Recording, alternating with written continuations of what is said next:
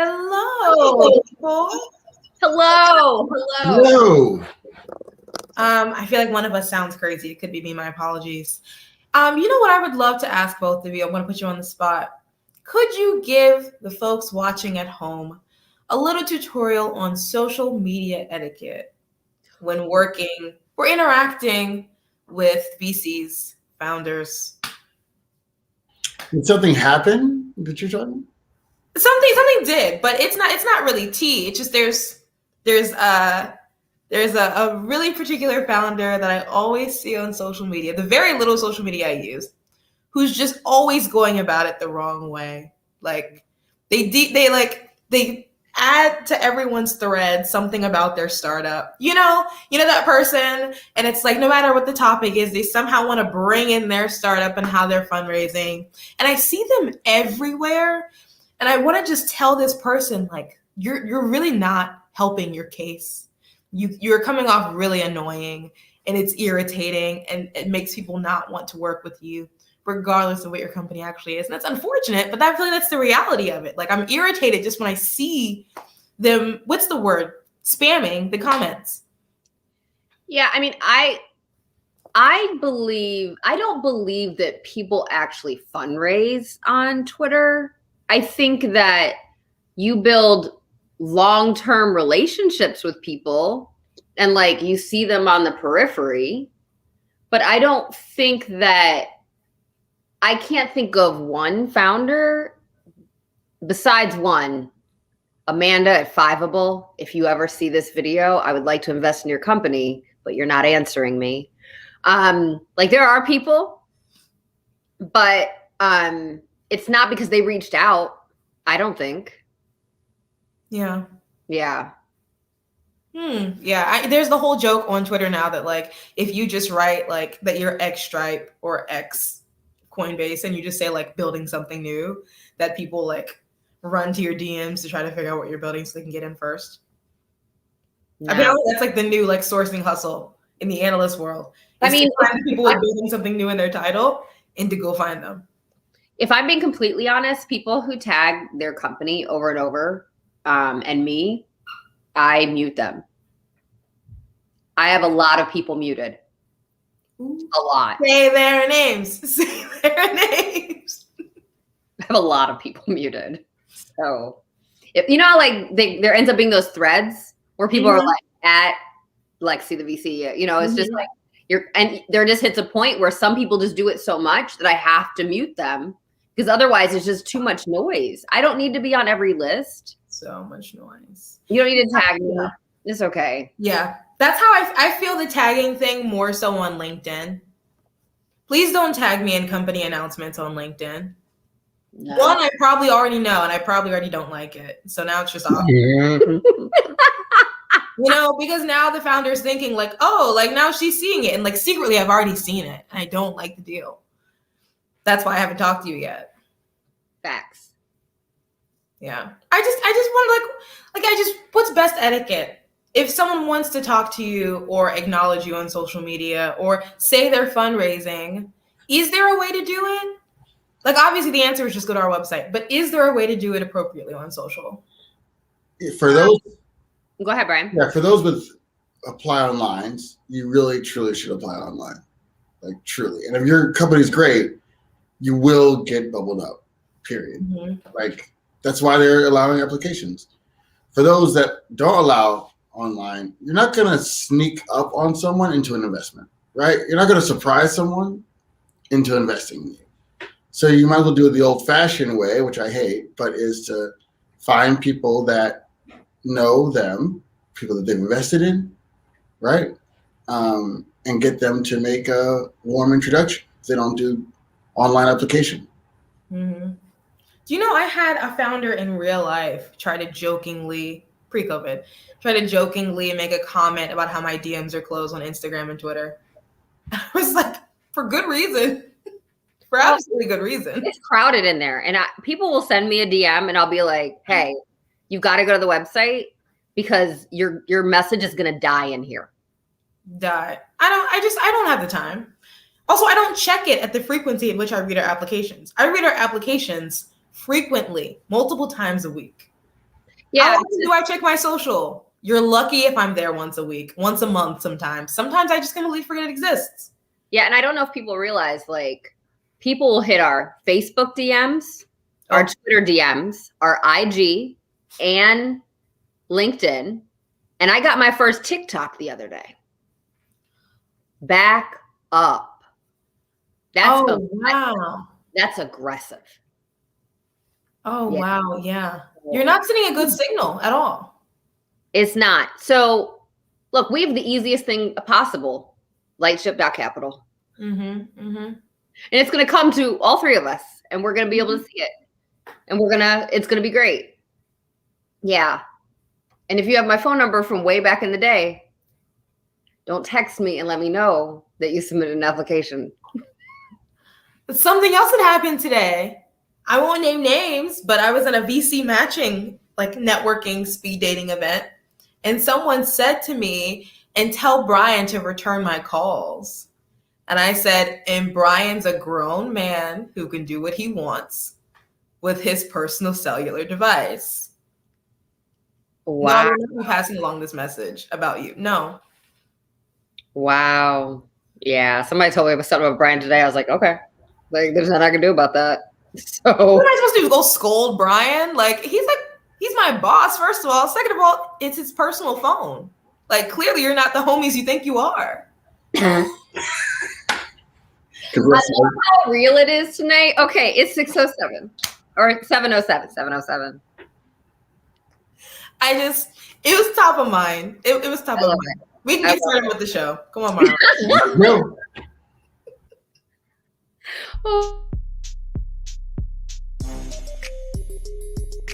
We're a company and a venture capital firm that invests in companies run by women and minorities, particularly when they're away from the coast. I'm very, very focused on the Midwest.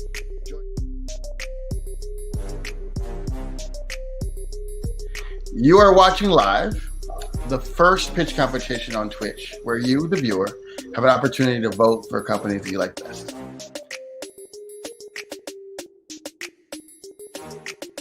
So every episode, we have 3 judges, plus you, the audience. You also get to judge each pitch. After each presentation, you'll see a cute little box pop up with a Twitter link for you to vote for if you would invest in the company yourselves.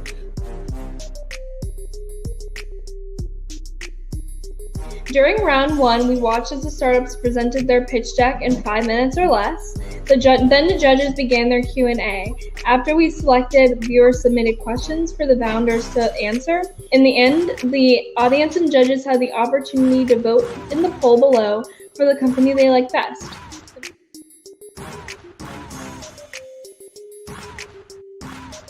Candace, do you mind if we start? Oh, sure. Sorry.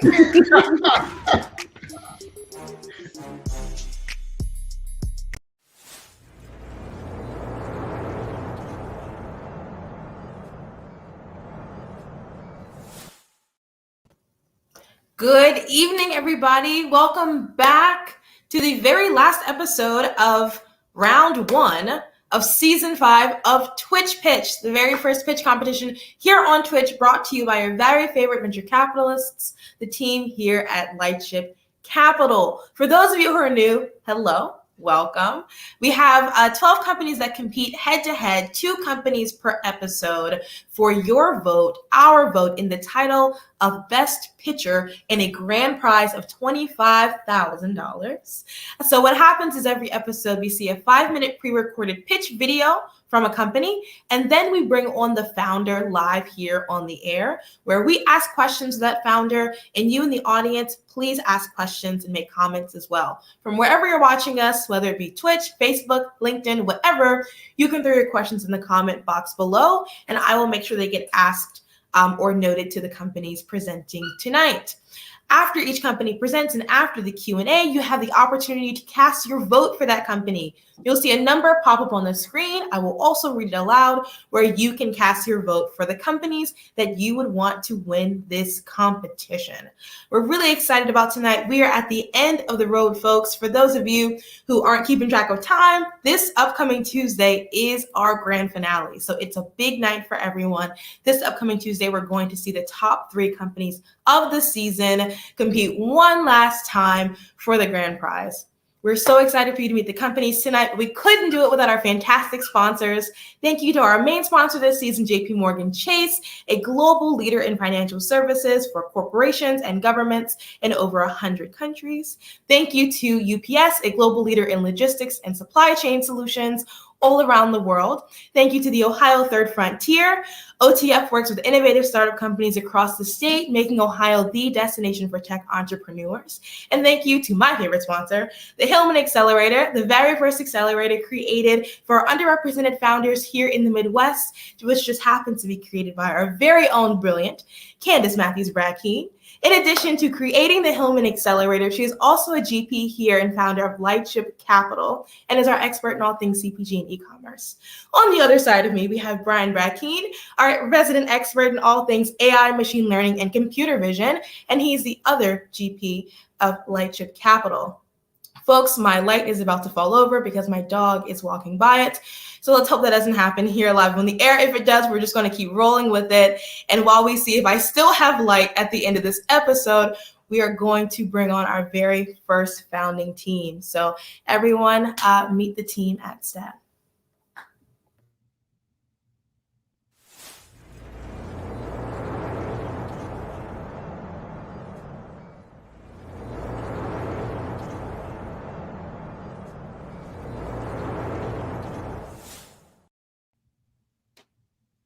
Hi, everyone. My name is Amanda Sabria. I am happily located here in Atlanta, Georgia, and I'm the founder of Staat. Staat is an engineering reporting tool for product and engineering managers to easily see what's happening and spot risk across their development projects and teams. Staat came about through my experience leading a distributed team of engineers and finding it to be one of the main problems in scaling my first company. And my co-founder's experience of being an engineer and facing the same challenges, but from the other side. When digging in, what we really found was managers and developers alike, but really managers, lack sufficient reporting tools, which causes three main problems.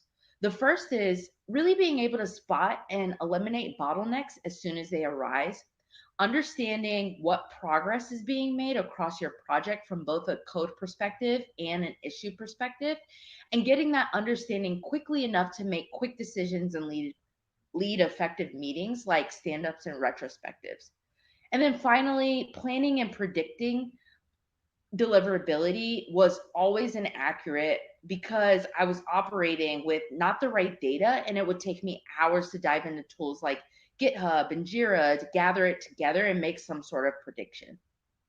So I decided to do a little bit of research and see if I was just having the problem or if this was a wider sort of industry problem. And it turns out that this is an $85 billion waste problem in the software engineering space. And it's growing at a 20% rate year over year due to the speed in which we're innovating. That's why we're building Staat. Staat plugs into developer tools like GitHub and Jira, centralizing and correlating the data between the two, and then giving a bird's eye view of software projects. Staat delivers alerts to risks that may arise and helps managers triage their most important tasks. We're pre-product and we'll launch in March. Right now, we're growing a waitlist at about a 10% week over week clip, currently averaging about 12 new customers a week. We plan to charge a by seat model starting at $10 per month per team member, and we're 100% bootstrapped up until this point. We're on track to hit our 100th customer by May 1st, and we have managers at companies like Cash App, Calendly, Etsy, Twilio, PagerDuty, and more that have all signed up for our private beta. Our mission is to bridge this communication gap, empower team synchronization, ultimately helping products get to market more efficiently, making everyone a little bit happier, a little less busy, and more inspired. We're currently looking for three things: beta users, specifically looking for engineering or product managers that care about their team, have been thinking about productivity and visibility, and want to help us build a tool that's specifically designed to automate parts of their workflow. The second is hiring. We're always looking for talent, full stack engineers interested in building tools for builders. And then third And finally, and always, we're looking for bootstrap-friendly funding opportunities like this Lightship pitch competition. I hope you've enjoyed the pitch and understand our vision to tackle the multi-billion-dollar engineering SaaS industry. Thank you.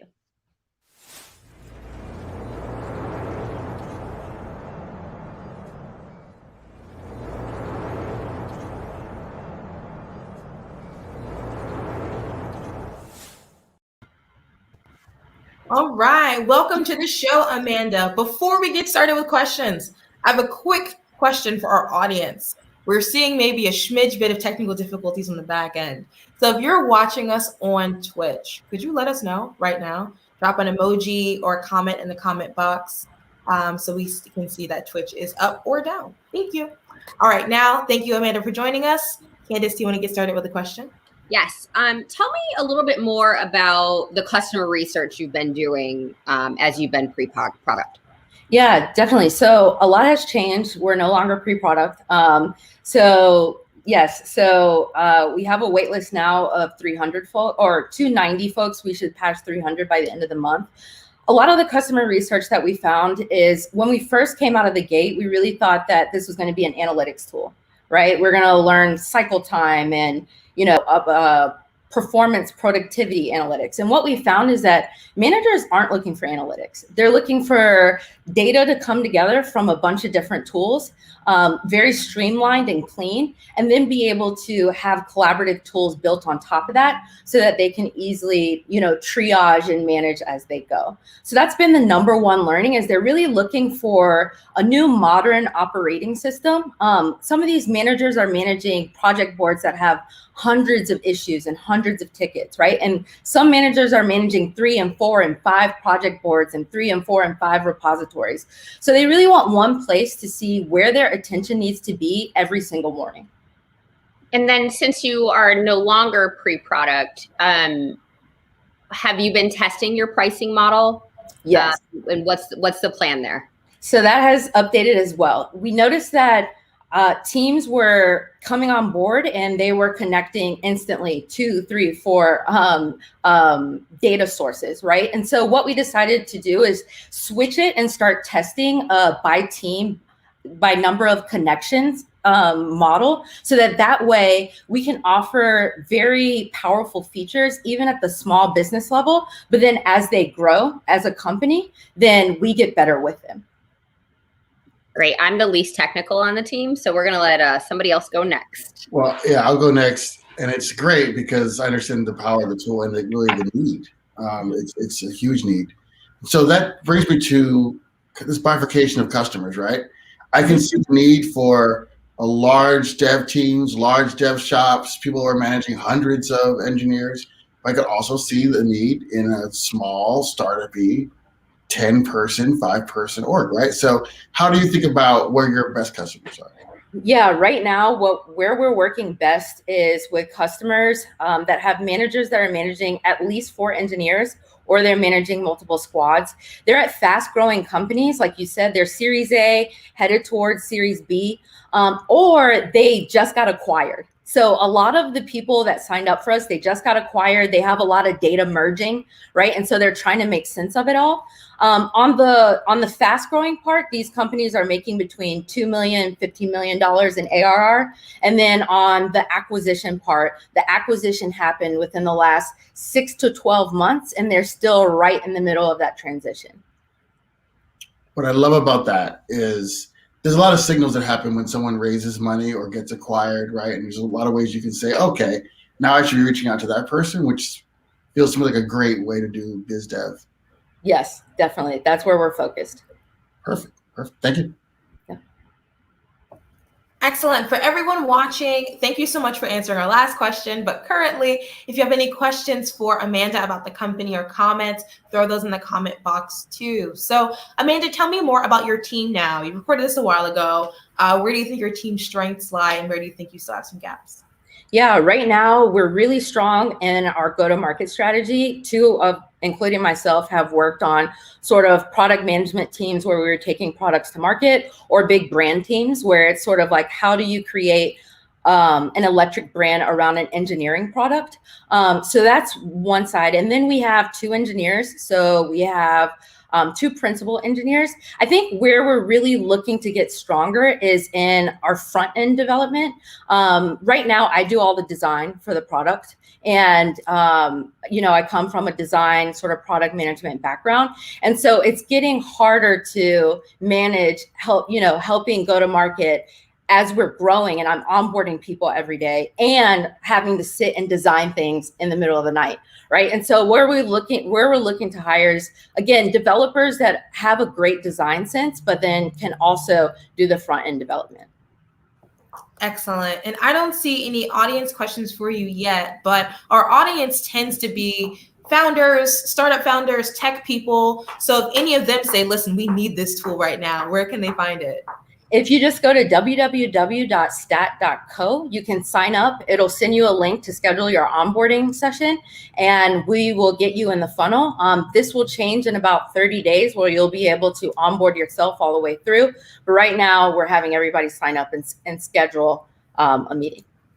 Excellent. Excellent. And so everyone watching, if you want to vote for Stat, text the magic number 11 to 203-408-6432. Once again, the magic number is 11 to 203-408-6432 to vote for Amanda and Stat. Thank you so much. Thank you, guys.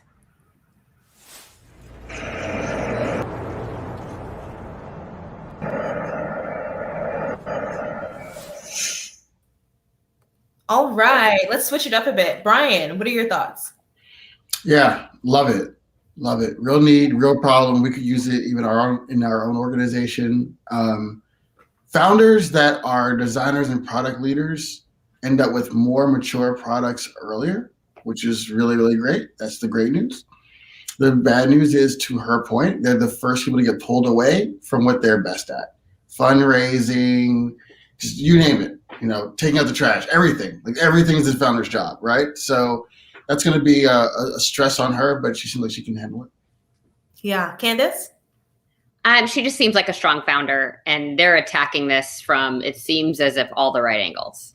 And the growth that's happened from the time that she recorded the video until now, she's hit the milestones that she kind of talked about through the video. And I think that's really great progress and a great signal.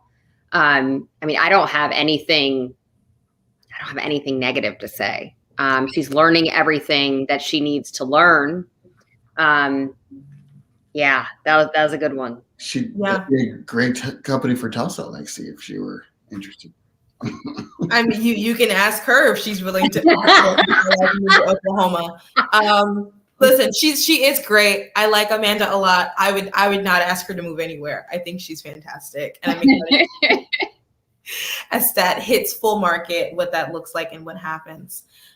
So that was great. I want to do a quick shout out before we move on to our next company. I just want to fangirl a little bit that Ann Kletz is in the audience. You know what? I was wearing her shirt for 3 days in a row.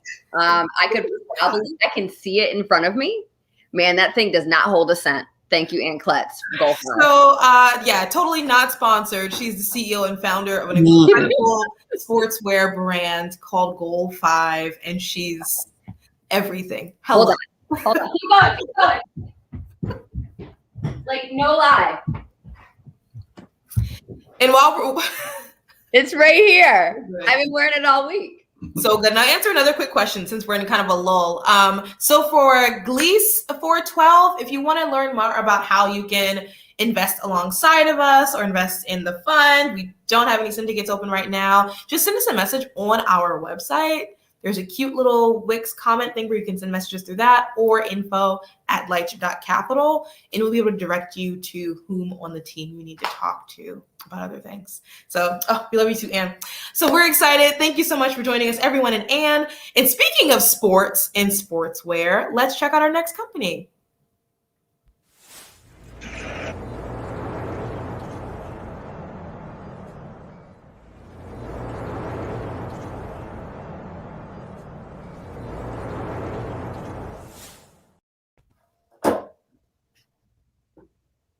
My name is Juan, CEO of Fanalyze. We're building a sports search engine and analysis platform to quickly get accurate sports data. Why?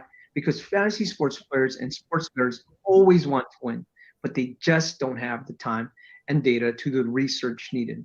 On average, we spend about 10 hours a week on research, and it's difficult. You see, Americans lose about $120 billion a year in sports betting. We needed to speed this up. So we built Fanalyze, a sports search engine and analysis platform to simplify the process by aggregating relevant data and using search to quickly analyze and compare players or teams. Here's a quick demo of Fanalyze. Let's search a player. Let's search Mike Trout. Here you get to season stats, his next opponent, and news, and player-related tweets for breaking news, and key stats that are graphed out to see the trends. Sometimes you just got to go with a hot hand, and more details if you like. And let's search, compare Mike Trout with Bryce Harper. This is our patent-pending comparison with a side-by-side analysis with all the stats you need to help you win. We launched our mobile app, receiving a 4.5 app star rating with over 6,000 users using the app on average 6 minutes and 23 seconds. We saw 60% month-over-month growth during a 4-month period, and we could say we're the #1 fantasy sports search engine with a vision to be the Google for sports data.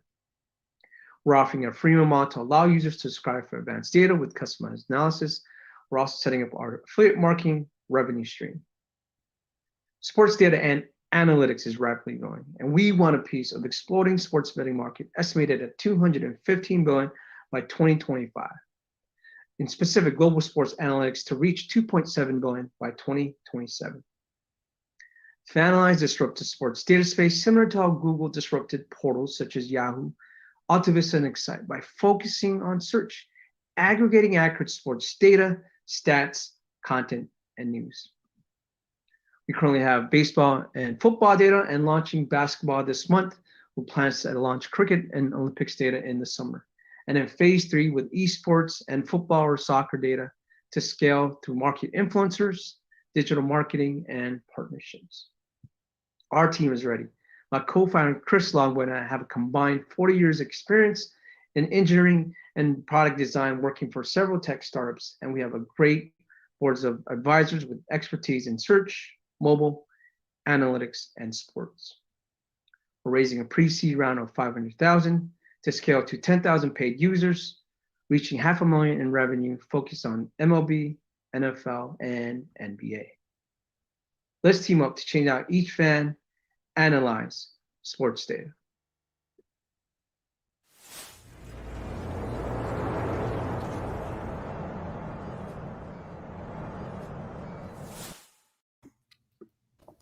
Welcome to the show. Thank you for having me. Amazing. I love this show. It's so much fun. All right, Juan, question for you. We've got 6,000 users, and they're on average using it for 6 minutes and 23 seconds. How often are they coming back, and what are they doing while they're there? So they come in probably a few times a week. It depends on the sport. NFL, fantasy football is, the games are on Thursday, Saturdays, sometimes Saturday, Sunday, and Monday. So those times, but baseball is daily. So they come back daily for analysis for, the lineups for fantasy baseball. And also NBA is also daily. So depending on sports, on which sport, they will come back on a daily basis. And with the rise of esports, why put it into like phase 3 later on as compared to like maybe earlier? No, that's a good question. I mean, one of my advisors said just do esports because it's growing so fast. We did do a prototype on Counter-Strike, so that's something we want in the near future because it's really growing fast. So that's in our roadmap. Is that a harder place to get data currently? Yeah, the esports organizations, they're very protective of the data, and sometimes they just want to control the tournaments and I would say the league. So, but I've been talking to people, then trying to build that relationship, and so hopefully we'll get that soon. Awesome, thank you.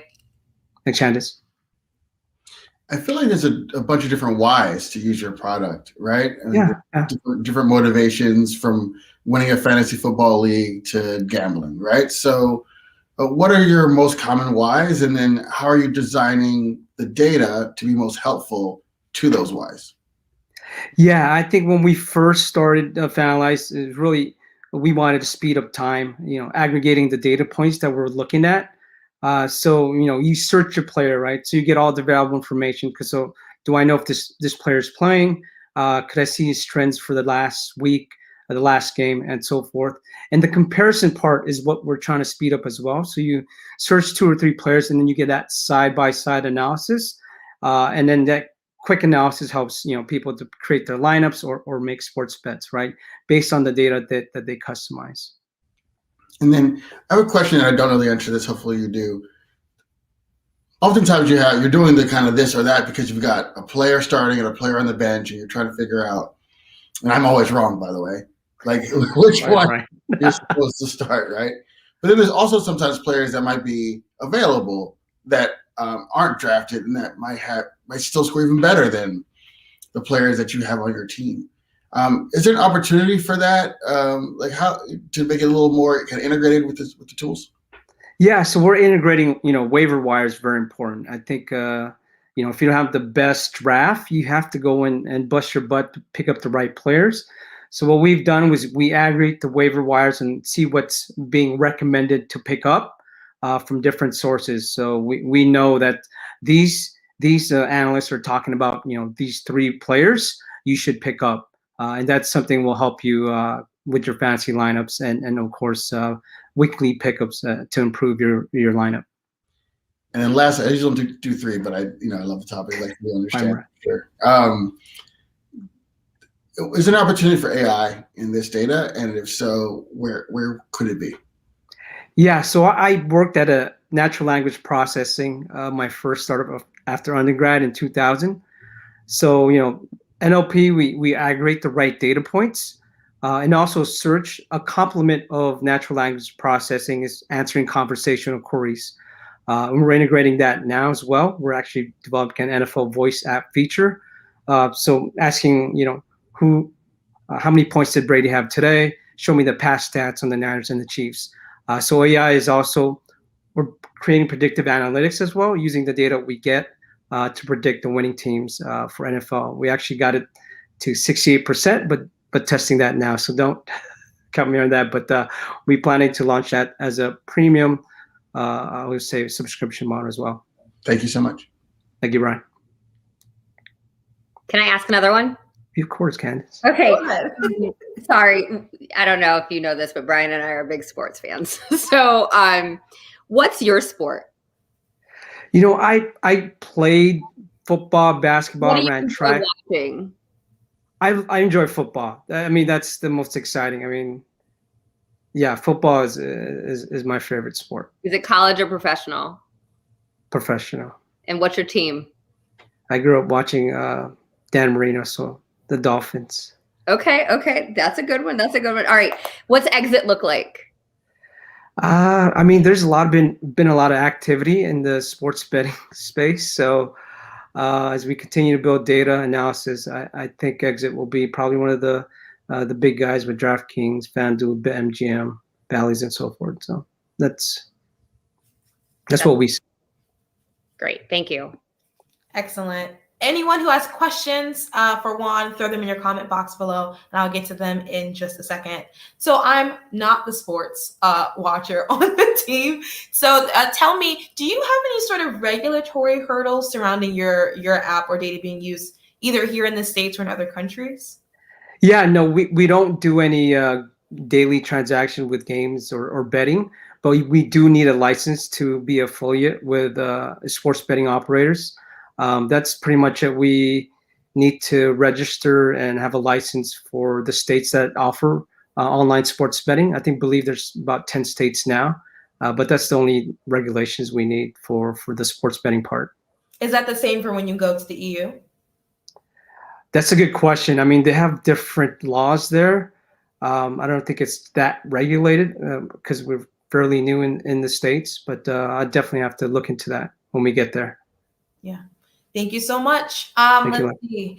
I don't see any questions in here for you, Juan. We are moving right through the companies tonight. So thank you so much. Thank you. Folks, if you love this company and would want to vote for Fanalyze to win the competition, the magic number is, see if I can do this right, 12 to 203-408-6432. The magic number is 12 to 203-408-6432 if you would want to vote for Fanalyze. Thank you so much, Juan. Thanks, Juan. Thank you. All right.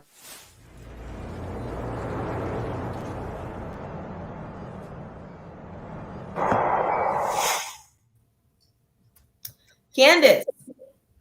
He's gonna sell that thing just fine. That's it. That's all she wrote. Yeah, that's on a path to exit. Comparison, it sounds amazing. It's missing from everything. He understands what he needs to understand. Early users are using it fairly regularly, and that's a really good indicator. Yeah, he's building it for the fans, like real fans. The magic number is the 6 minutes, Lexi. Like if you're using a tool for 6 minutes, you're gathering value out of that tool. If you're using a tool for 30 seconds, then you're not getting any value out of the tool. Simple as that. So what he's doing works. The way he's presenting the data is obviously useful. None of those things are remote. So then it just gets to be, can I get the most users, the most data, the most AI behind it? And that's kind of how it goes. But yeah, I agree with Candace. Someone will buy it. He probably won't need more than the seed round. And just run in one direction. This is not confidential, at least I don't think it is, but I can say this solves all of the problems that DraftKings has been thinking about or talking about for a couple of years now. All of the problems. They have not figured it out. And they've got money to spend. Yep. Yeah. Simple as that. Yeah. He seems like the right person to be building it. Team seems great. When he was pitching, I was like, man, this is hella confident. But but there's a reason for that. So I was like, oh, that's what you're going to be? All right. That's great. And then you see the users. So makes sense to me. Absolutely. Well, we saw two really great operators today. Guys, that was it for round one. Is that it? That was it. That was it. So everyone who's watched this episode and is wondering, wow, what great companies we saw, tune in Tuesday. Tuesday is the big day. You will find out not only who's in the finale, who's in the top three, but we will crown the winner right here, live on the air. So stop by, same place, same time, but on Tuesday, 7 p.m. Eastern on whatever platform you're watching us, and we will crown another winner to add to our illustrious Twitch Pitch Hall of Fame. I can't wait. It's going to be great. Wow. So fun. So fun. And we'll see you guys then. Thank you again to our incredible sponsors. See you Tuesday night.